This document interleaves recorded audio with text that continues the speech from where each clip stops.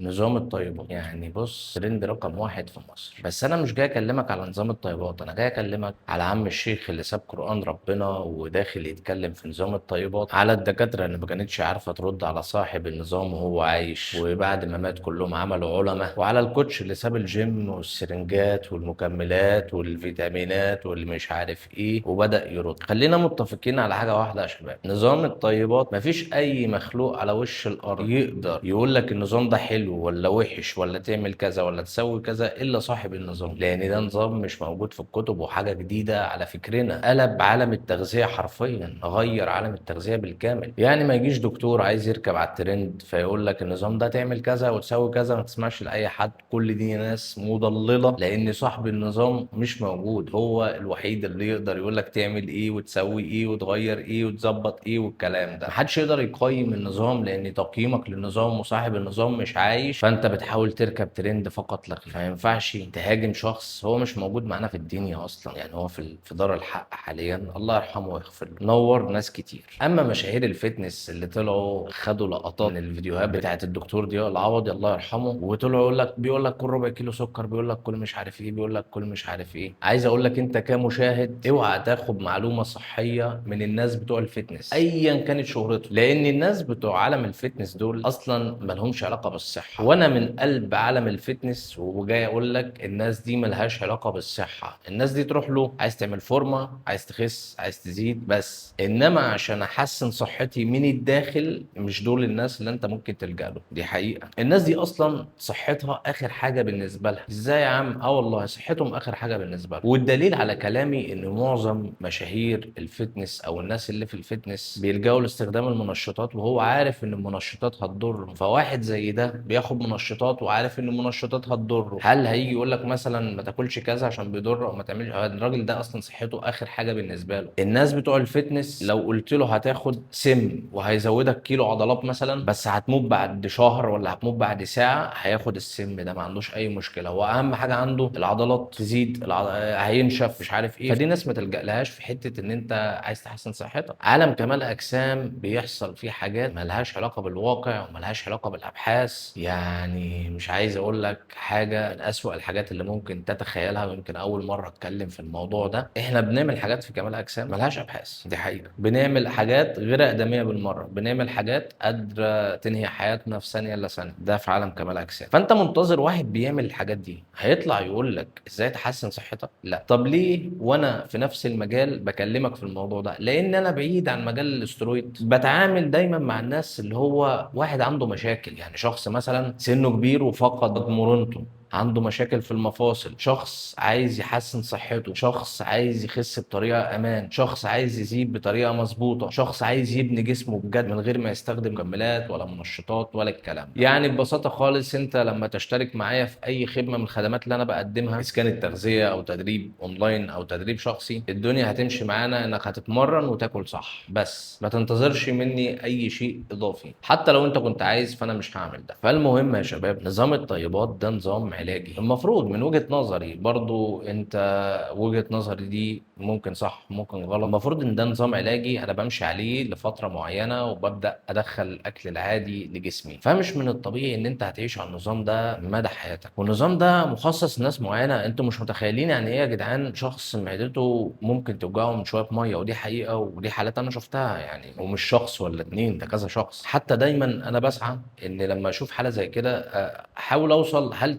اتعالجت؟ يعني هل في حد عالجك؟ لا. طب هل في دواء عالجك؟ لا. طب ايه؟ فانا بسعى دايما في ان الاقي الحلول اللي الناس دي اتعالجت بيها. انا ما شفتش بقى حد عنده مشاكل في معدته واتعالج. في كام حاجه تانية عايز اتكلم فيهم بالنسبه للدكاتره اللي طلعت عملت كلها علماء بعد ما الراجل اتوفى الله يرحمه. انا ما شفتش في حياتي شخص جاله مقاومه انسولين وراح لدكتور عشان يساعده ويتخلص من مقاومه الانسولين الا وجاله سكر. ليه؟ ما شفتش في حياتي دكتور بيقول للمريض بتاعه انت محتاج تغير اسلوب اسلوب حياتك. ما شفتش في حياتي دكتور بيقول لشخص انت محتاج تمارس رياضه، انت محتاج تعمل كذا. ما شفتش الكلام ده. معظم الدكاتره هتلاقيك بتروح الجيم يقول لك لا وقف الجيم. طب ليه وقف الجيم؟ هو وقف الجيم وخلاص عشان الجيم غلط. هو الجيم مش غلط، بس الدكتور بيريح دماغه. الدكتور عايز يريح دماغه، فيعمل ايه؟ فبدل ما يقول لك لازم تتمرن مع مدرب فاهم يكون معاك عشان مش عايزين نعمل اصابات، عشان مش عايزين نمشي بطريقه غلط ويحصل لنا مشاكل صحيه، فبيريح دماغه ويقول لك لا ما تروحش الجيم من بابها. فتفضل انت في دوامه ان انت بتتعالج طول حياتك، طول حياتك بتتعالج. انا عايز اقول لك على حاجه، لو كلت احسن اكل في الدنيا ومارست رياضه وغيرت عاداتك بالكامل برضه هتموت. يعني انت مش هتفضل عايش، مفيش حد هيفضل عايش. بس تعالى اقول لك ايه الميزه بقى لو انت بتاكل كويس وبتتمرن ومغير اسلوب حياتك لاسلوب صحي. الميزه انك طول ما انت عايش وربنا مديك العمر هتفضل واقف على رجليك. انما لو ما عملتش كده هتبص تلاقي نفسك بقى عجزت بدري بدري، عندك امراض الدنيا والاخره، ماشي بشنطه العلاج اللي قد كده، واللي في الاخر مش هتعالج برضه. صحتك بتبدا من معدتك، وصحتك استثمار. اختار انت عايز تستثمر في صحتك ولا لا. انت حر، انت ليك حريه الاختيار. انا بقولكش كل كذا ولا ما تاكلش كذا ولا امنع كذا ولا ما تمنعش كذا. فكر، مش كل حاجه هوب جنه صداع خد حبايه، هوب جنه مش عارف خد لبوسه، هوب جنه مش عارف ايه خد حقنه، هوب جنه مش عارف ايه خد حقنه.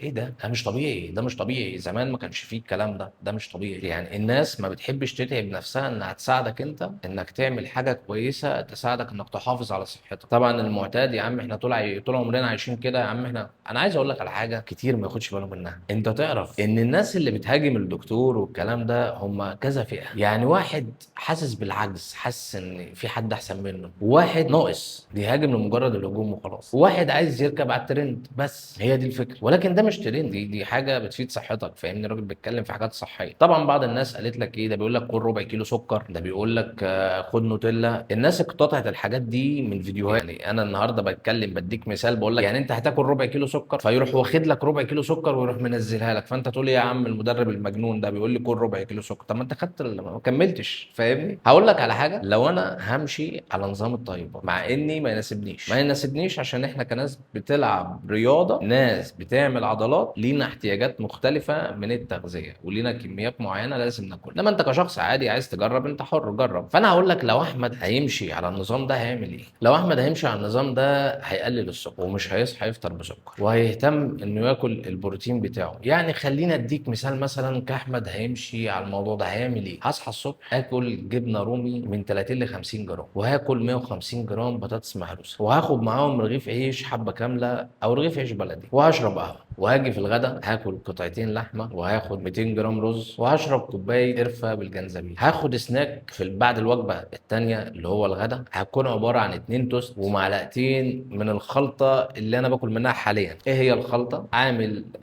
عجوه بالطحينه بالكاكاو بالقرفه، هتديك طعم النوتيلا بالظبط بس حاجه طبيعيه. هاخد معلقه على توستايه من دي ومعلقه على توستايه من دي، وهناكلها وجبرت قوي. كبيري قوي ممكن اكل صابع موز مع الاثنين دول، وهشرب كوبايه قهوه. طيب انا عايز اكل بقى اخر وجبه عشان انام. اخر وجبه ممكن تكون علبه تونه غسلها كويس ونصفيها من الزيت، وهحط عليها معلقه زيت زيتون، وهعصر عصره ليمونه وبس كده، وهاكل الوجبه دي وخلاص كده. طب لو انا عايز بديل ارخص شويه هعمل ايه؟ هاكل نفس الوجبه اللي فطرت بيها في العشاء وبس، وخلص النظام والدنيا سهله. وانا مش بزايد على الدكتور ولا بعدل لك في النظام، لان انا ما اقدرش اعدل لك في النظام ولا اقدر ازايد على الدكتور، لان انا مش من الناس اللي هي هتطلع عشان تركب ترند. سيبك من الناس دي، يعني فترتها قصيره. خليني برضه اقول لك على كام حاجه كده اتذكروا قدامي وشفتهم فيديوهات كتير. ما ينفعش توقف الانسولين. هو ما ينفعش توقف الانسولين، دي حقيقه. بس انا هقول لك على حالات كانت معايا بتتمرن معايا عندهم سكر، بياخدوا 3 جرعات انسولين في اليوم. 3 جرعات في اليوم، خليتهم بياخدوا جرعه واحده. طب هل انا اللي قللت الجرعات دي؟ الدكاتره اللي هم متابعين معاهم هم اللي قللوا لهم الجرعات. بالنسبه لموضوع السكر بيقول لك كل سكر. على فكره حتى الكربوهيدرات بيتحول في جسمك لسكر. بس الفكره كلها احنا بنتكلم مش عايزين سكر كتير عشان ما نلعبش في موضوع مستوى السكر في الدم. فاحنا كناس مدربين ومتخصصين تغذيه لينا اتجاه، والدكتور ليه اتجاه. انا ما اقدرش اقول لك في حاجه. اي حد بيقول لك اي حاجه عن الموضوع ده بيقعد يفتي كده بقى، ده سيبك منه. بس انا لو هقول لك شويه تعليمات، بلاش تفطر بسكر. يعني بسيطه خالص، افطر جبنه رومي بطاطس مهروسه، واشرب كوبايه القهوه بتاعتك او كوبايه الشاي الاخضر بتاعتك. هتتغدى قطعه بروتين بقى، سمك او لحمه او ايا يكن، وطبق رز. هتتعشى هتاخد جبنه، ممكن مثلا تاخد جبنه شيدر وتاخد معاها بطاطس مهروسه، او مثلا حبات بطاطا بدل البطاطس كنوع من التغيير، فاهمني؟ عايز تاخد سناك في النص، خد سناك بعد الوجبه الاولى او بعد الوجبه الثانيه. وممكن يكون السناك اللي انا بقول لك عليه ده، تجيب مثلا ربع كيلو بلح حطه في الخلاط، تحط معاه تمن كيلو او ربع كيلو طحينه بالسمسم، بجد طحينه بجد مش زيت، طحينه دور على طحينه اصليه، معلقتين كاكاو كبار، معلقه قرفه صغيره، شويه ميه دافيه، اضرب يا باشا في الخلاط، معاك احلى اكله صحيه مسكره عشان سعادتك عايز تاكل سكر. طب تاخد منها قد ايه؟ انت ليك معلقه واحده، فاهمني؟ شوف بقى انت عايز تاخد قد ايه، قسم المعلقه دي على توستايتين وقطع عليهم، دي نص صابع موز ودي نص صابع موز، خلصنا الموضوع سهل مش صعب. الناس بقى بتقول لي بروتين غالي، طب انا اعمل ايه؟ ما فيش بروتين رخيص، اعمل لك ايه؟ طيب ما عنديش بدايل، ما عنديش اوبشنات زياده، اعمل ايه؟ ما عنديش حاجه اقول لك عليه. فاحنا بنحاول ان احنا نشوف لكم بدايل. وفي الاول وفي الاخر انت برضو لازم تكون فاهم حاجه، احنا مشكلتنا الحقيقيه مش في المنتج نفسه، مشكلتنا في التجار اللي بتغش عشان عايزه تكسب كتير. ده واحد. المشكله التانيه ان احنا بناكل لمجرد ان احنا جايبين اكل. يعني ايه؟ يعني احنا النهارده مثلا نزلنا نجيب شنطتين ثلاثه فاكهه، لازم نخلص الفاكهه دي في يومها. ده مش طبيعي، كل واحد فينا ليه احتياجات بياخدها. يعني سعادتك مكتوب لك مثلا في نظامك الغذائي صابع موز، يبقى هو الصابع الموز. ما تقوليش بقى انا جايب كيلو موز يعني هرميه، ما مش بتاعتي، روح هات على قدك، قول للراجل انا عايز صابع موز.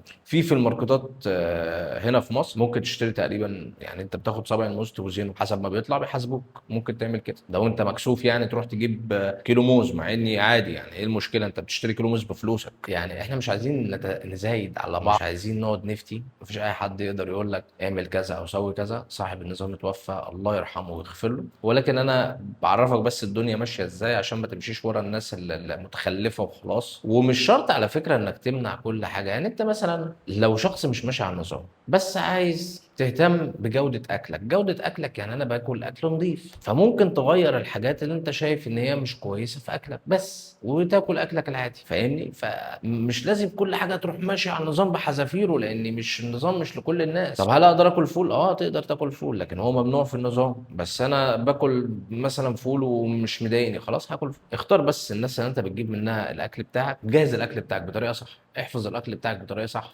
لاني اصلا سعادتك لو مثلا عملت اكل وسبته بره الثلاجه كتير بيكون بكتيريا في انواع اكل لازم تترمي، يعني ما ينفعش تروح تدخل الثلاجه تاني، تترمي ما تتاكلش. فناكل بذكاء، الدنيا سهله والموضوع مش صعب، انما ما تجيش تطبق النظام وخلاص. وانت كمشاهد بتشوف النظام بتاع الدكتور ده الله يرحمه، عندك سكر، عندك اي مرض مزمن، ما ينفعش تروح تمشي من دماغك كده، هتشوف بقى دكتور محترم. انما ما ينفعش مثلا تيجي موقف علاج بمزاجك، تيجي عامل الدكتور ما كانش بيوقف العلاج للناس كده بمزاجه، اللي هو وقف كده دلوقتي وخلاص، كان في تحاليل وفي قصه، فانت الكلام ده مش هتعرف تعمله مع نفسك، فلازم تتابع مع دكتور. يعني زي ما قلت لك انا كان معايا ناس بتتمرن بتاخد 3 جرعات انسولين، بقت بتاخد جرعه واحده. انا ما وقفتش لحد انسولين، هو بيروح يتابع مع الدكتور بتاعه، الدكتور بينزل له الجرعه، نزل له مره خلاه ياخد مرتين وبعد كده خلاه ياخد مره واحده. في ناس كانت متابعه معايا الدكتور وقف لهم دواء الكوليسترول، ليه؟ قال له انت مش محتاج دواء الكوليسترول. ففي ناس محترمه، بس دور على حد محترم، ما تنساش تدعي للدكتور ضياء الله يرحمه، وسيبك من اي حد بيضللك ويقول لك ان النظام ده تعمل كذا وتسوي كذا، لان مفيش اي حد يقدر يغير لك في النظام. انا اديتك تريكات في طبيعه شغلنا واحنا بنتعامل بيها وبنوصل بيها للنتائج مع ناس كتير. فوالله انت عايز تعمل باللي انا قلت لك عليه كان بيها، مش عايز تعمل باللي انا قلت لك عليه برضه، في الاول وفي الاخر ده اختيار. بس كده الدنيا سهله يعني.